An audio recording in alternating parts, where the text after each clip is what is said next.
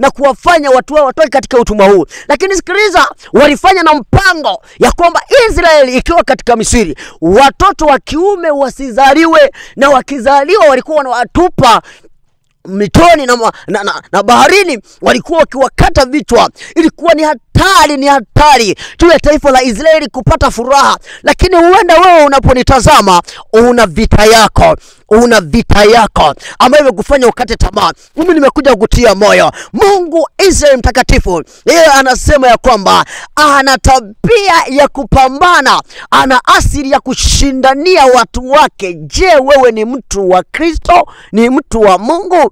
Unampenda Yesu na una amani unapomsema Yesu?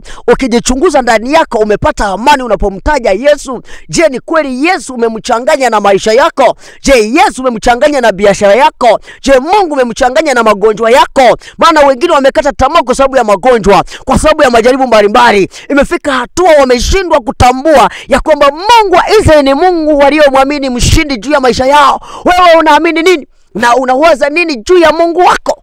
Unafikiri nini juu ya Mungu wako? Ni kwamba Mungu hawezi kupigania? Mungu hawezi kupigania?